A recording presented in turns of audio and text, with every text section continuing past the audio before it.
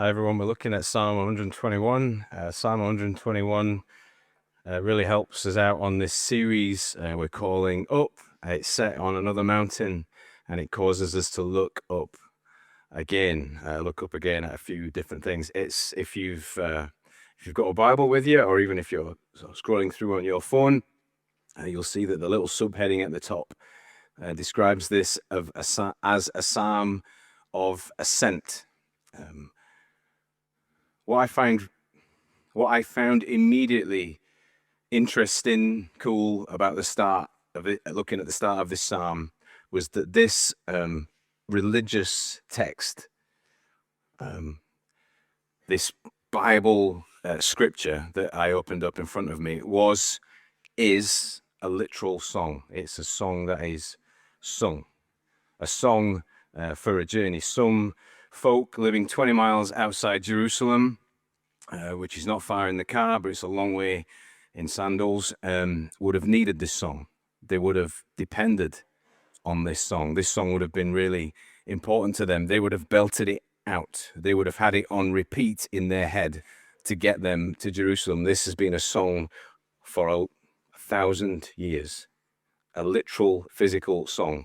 A group of people that walked along and sang this song to get them from where they were up the hill to Jerusalem. Not unlike a sea shanty. There are maybe better examples than this, but not unlike sailors or fishers singing a sea shanty in a storm, or brickies perhaps in the middle of the day when they're bored stiff and they're soaked in sunshine, wanting to get towards the end of the day. What would you do if you're a good brickie or a good fisherman? If you care about your fellow sailors and fellow brickies, you might sing a song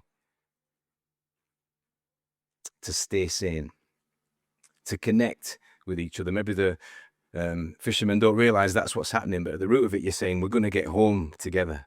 We're going to be all right. We're going to get through this day. We're going to get through this sail. We're going to get home. And getting there was a huge concern for anyone making that pilgrimage towards Jerusalem, anyone making a journey anywhere in the times of the Bible.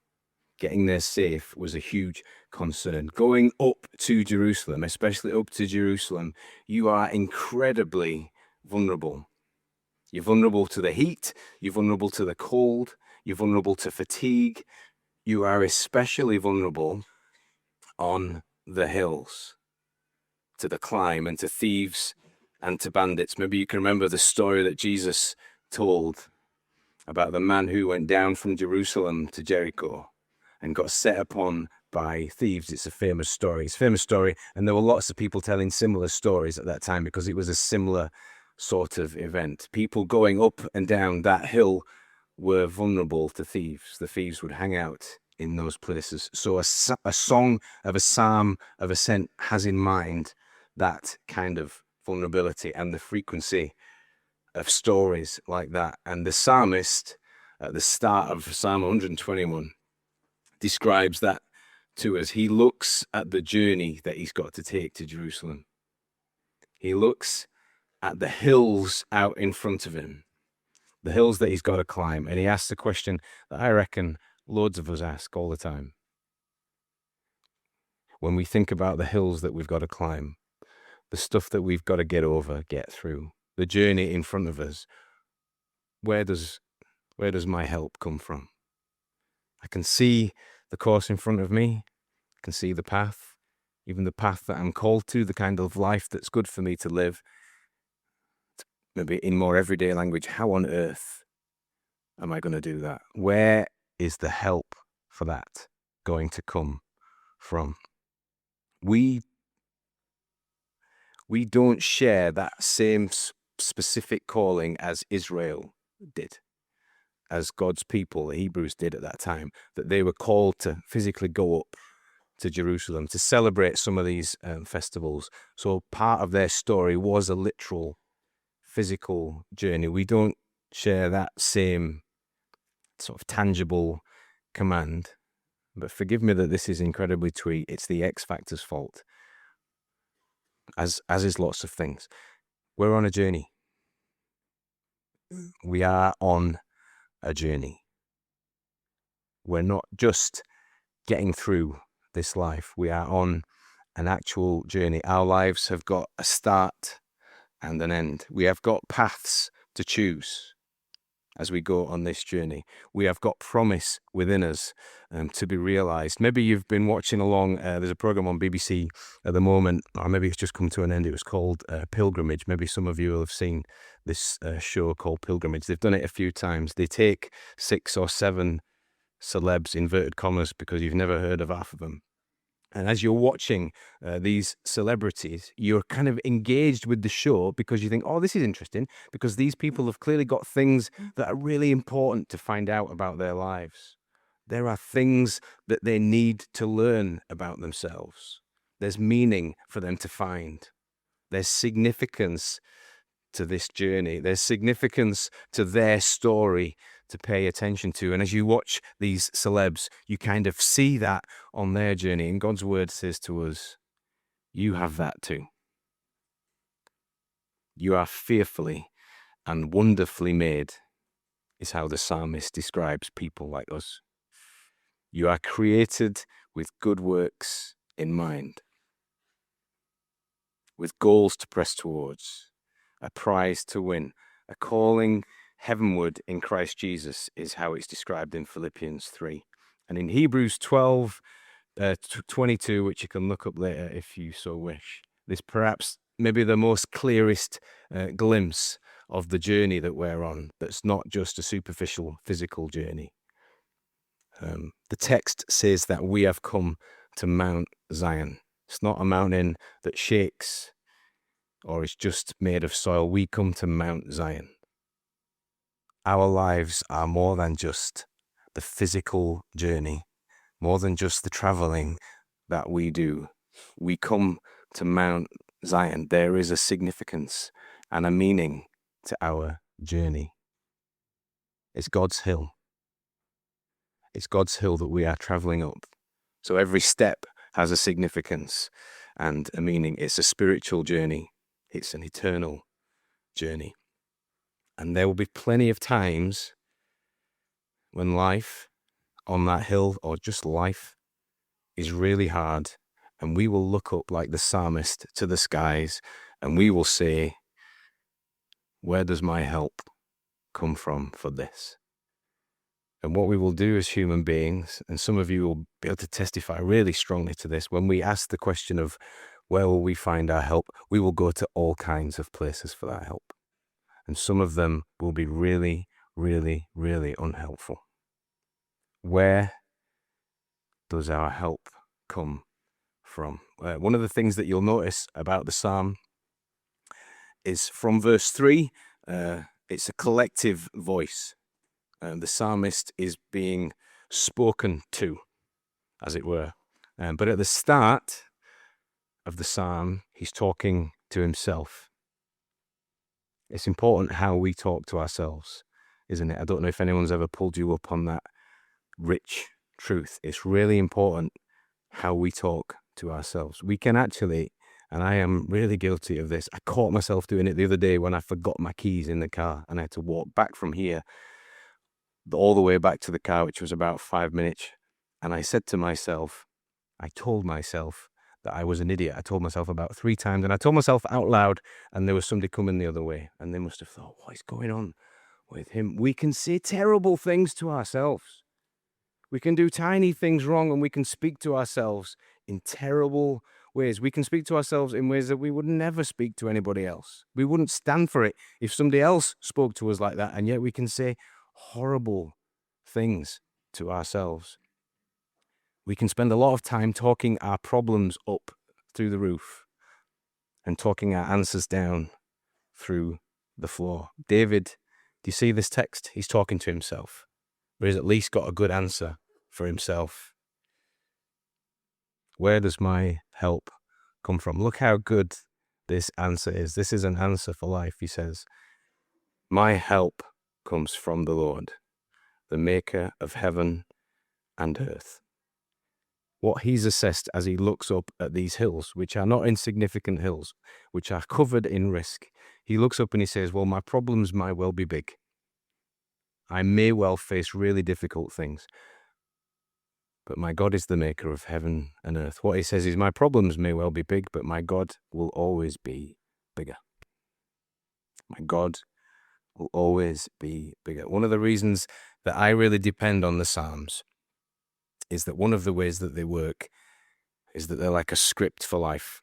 When we don't have the words, which is often the case, that we don't have the words, the Psalms can be the words, the things that we need to say to ourselves. They're not written there just for us to read, but for us to say and hold. You've probably said many times in your life that your problems are big, insurmountable problems, and probably quite often you've said that out loud or you've said it to yourself and you've just left it hanging there. This is a huge problem. I can't imagine how we're ever going to get past this, how I'm ever going to get past this. And what I would say just in this bit of stillness, in this bit of time out, is how we talk to ourselves, given what we know, really matters. So the first thing that we see in this text is that it's important how we talk to ourselves. And then we move on to verse 3 and we hear what we're told. So we've got how we talk to ourselves, verses 1 and 2, and then what we're told. And we're going to have a bit more fun than we usually have on a Sunday. In a minute, I'm going to prep the tech team just for that for a second. You can anticipate whatever that might be, or be in fear of it. There's no need to be in fear of it. This is a call and response song, okay? So David's talking to himself at the start, but it builds. From verse 3 onwards, it's like a call and response song. Some of the cultured people amongst you, you can raise your hands if you want, or just know inside that you are the cultured people. You will know what that is. For the rest of you who don't know what that is, remember when you were at school and you were on the back of the bus and the lively kid would strike up a song and he would say something like, and this is your point of engagement. This is the most primitive form of call and response song that there is, but it's beautiful, and I'm going to allow you to join in with me at this moment.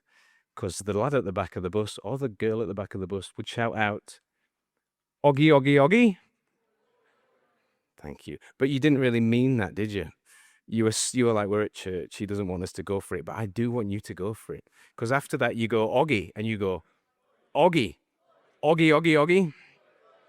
Bless you for that. That's what you'll think about tonight when you get home and somebody says, "What was the sermon about?" I can't remember what it was about.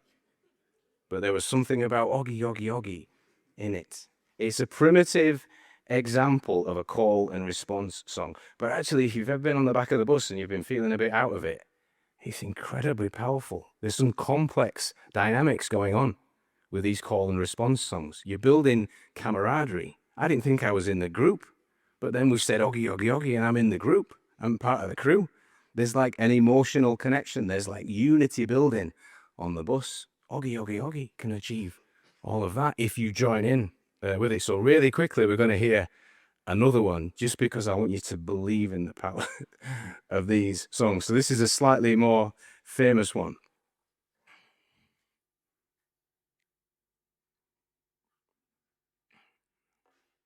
And it's just about to come. This good to see your name in the ship. We got to be OT the work. I heard up in the blue of my blue. To see it.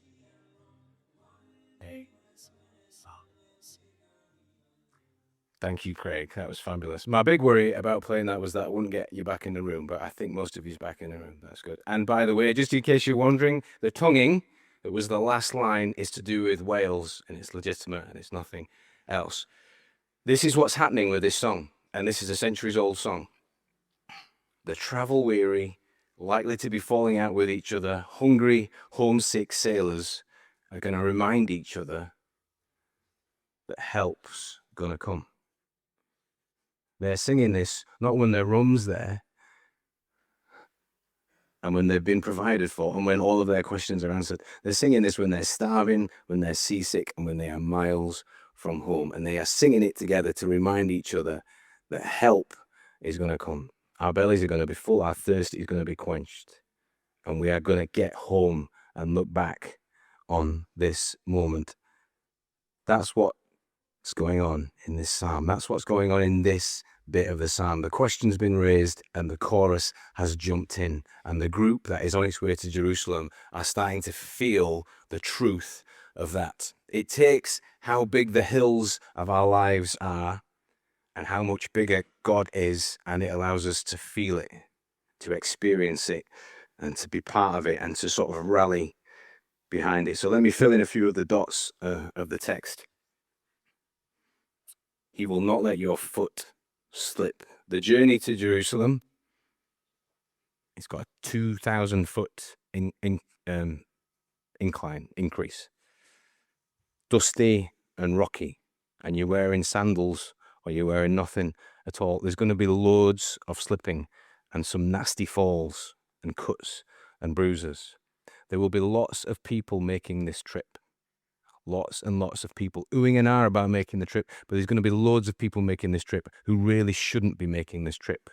They shouldn't be going, but they would be going, and they'll be getting scorched in the sun, and they'll be getting dehydrated in the sun, and they'll be getting frozen at night.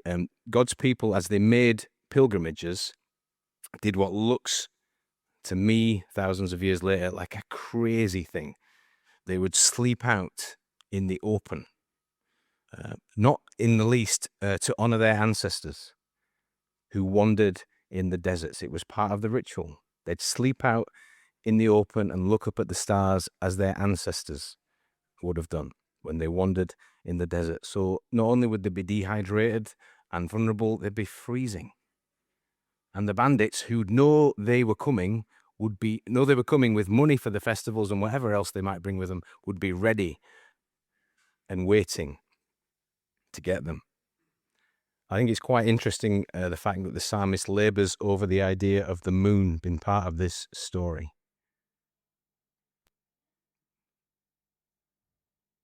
You can imagine them sort of looking up at the open moon, vulnerable to whatever else is going on. It's interesting that the psalmist sort of pauses over that idea.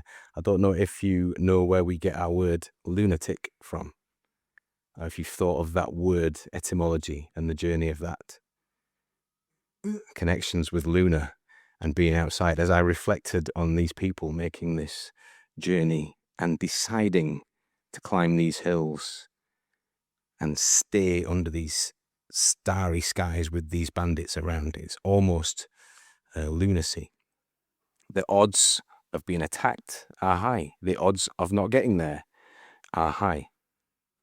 But then you've got the voices of the faithful, the people who've made these repeat trips to Jerusalem and are able to declare God's faithfulness on the journey up the hill and on the journey of life. And they're able to sing, and this is the context of the psalm: you're going to make it. When you can't take another step, verse 3, when it looks like you are certain to fall, when you really shouldn't have ever set off, when you're weak-kneed, you're going to make it. If you're scorched in the heat or terrified at night, it's going to be like, and I'm paraphrasing here for exaggeration, it's going to be like you've got a force field around you. That's how it's going to be. You've got every reason to be afraid and every reason to be scared, but it's going to be like you travel with an armed escort with umbrellas and energy drinks to make sure that you're okay. That might sound like a bit much. Might even sound pretty odd at the moment. What I'd say to you, especially if you're sort of dealing with the Bible for the first time, or just getting into the Bible, there are faithful voices within this congregation that can hold and bear testimony to those truths. Some of them would be able to sing that because of sort of maybe even a conservative inner peace. I'm sure that God's around me and surrounding me. I've just always felt that, the sense of God's protection from difficult things. But some in this congregation would talk about it in a bit more of a miraculous way. They'd point about times in their life when they were certain to fall, when their feet couldn't find a safe spot to rest, and yet God miraculously enabled them to climb. There'll be people in this room who've lived every day with real fear, who could speak with insight about things like night terrors and night sweats and things like that, and yet say at the same time with real confidence that that is the point at which they've found God in the room in a miraculous way with them. And maybe you've heard about Daniel being in the lion's den, spending a night in the lion's den, and then getting up the next day and walking out, and being able to say the reason he could walk out was because he wasn't alone in the lion's den. There was something in there with him, something in the way of danger for him. There's a famous old mission Christian story about a couple called John and Mary Patton. You might have heard of the story or stories similar to this. They were missionaries to the New Hebrides, where the previous missionaries, the missionaries that they were following, had been killed and eaten by the tribe's people before them. And one evening, not long after they had arrived, with all of these horror stories ringing in their ears, their station was surrounded by tribesmen and women, ready to kill them and ready to eat them. Except on this occasion, they didn't. When they were asked about it later on, when relations smoothed and they were able to talk to the leaders, they said, "Why didn't you come in? Why did you stay away that night?" And the tribe's leader, the chief, said, "Well, it was all of those people that were round about you. That's why we didn't come in. We couldn't get in. You were surrounded." God had surrounded them. It's at that point, I think, and as the psalm draws to its climax, and as we get really excited and invested in the idea that God protects us and that we can rest in that and we can celebrate and joy in that, we reach the last line, which I think we might find to be a little bit too much. Here's the climax. "The Lord will keep you from all harm." And on the one hand, we want to go, praise the Lord, that's great. And then our brain tells us to go, well, what about those first missionaries who got eaten? They didn't get kept from all harm. And it means we've got to ask a question. What is this psalm about? There's plenty of people out there facing all kinds of harm that's ruining faith for lots of people. What is this psalm about? Let me tell you what I think the psalm's saying. And I think to get the psalm, you need to think about where the journey is and where the journey is heading to.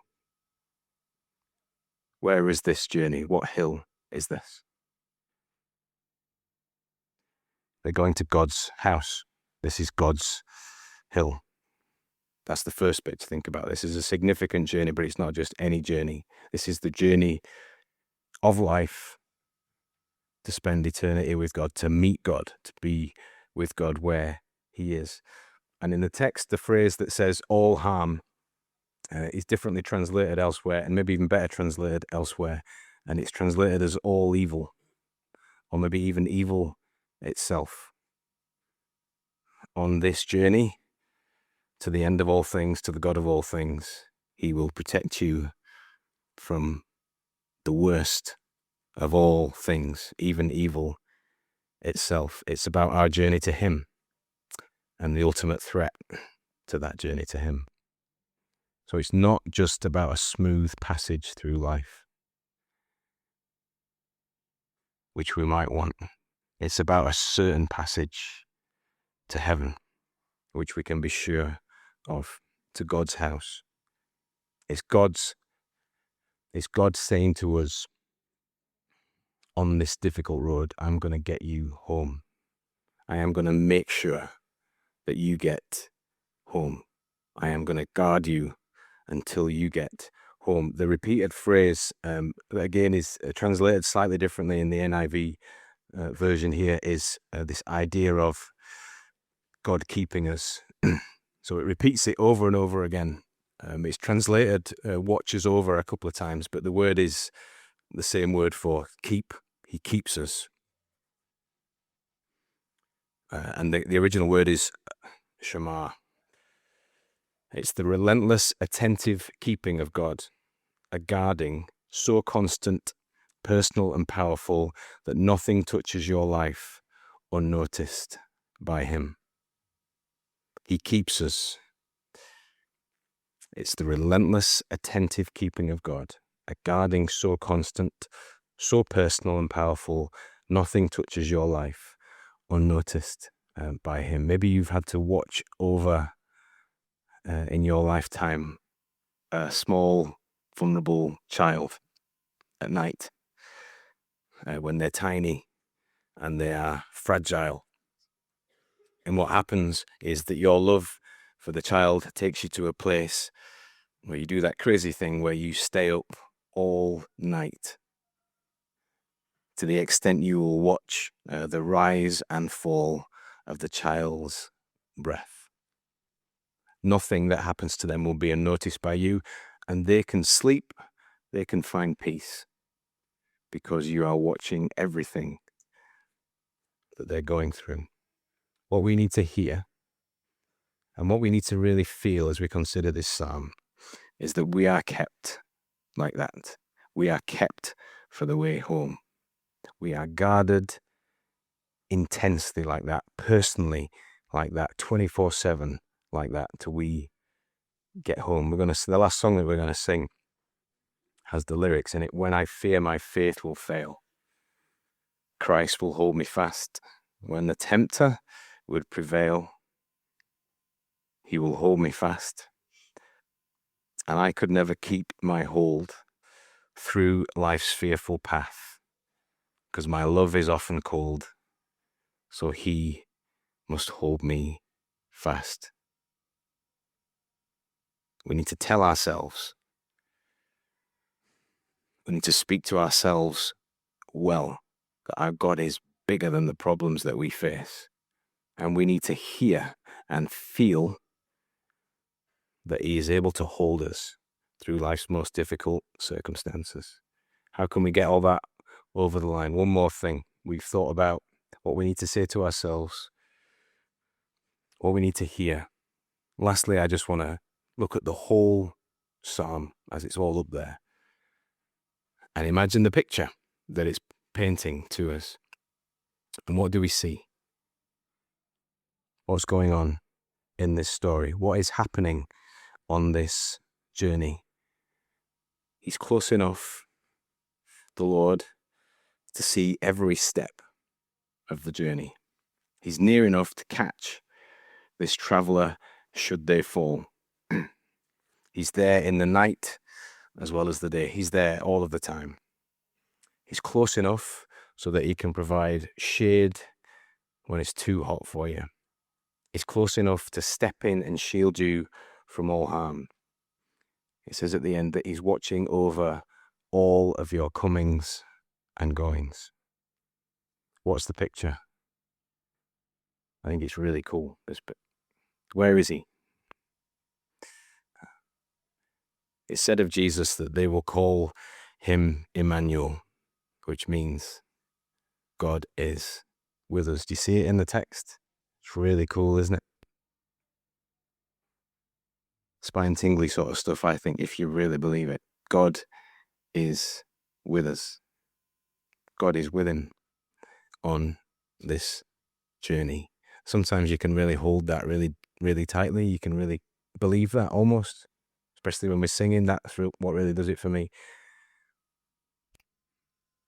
Sometimes we don't always hold it that tight. I wonder if you could really sort of say, yeah, I believe that. I believe that he's with me. How would you know that somebody was with you?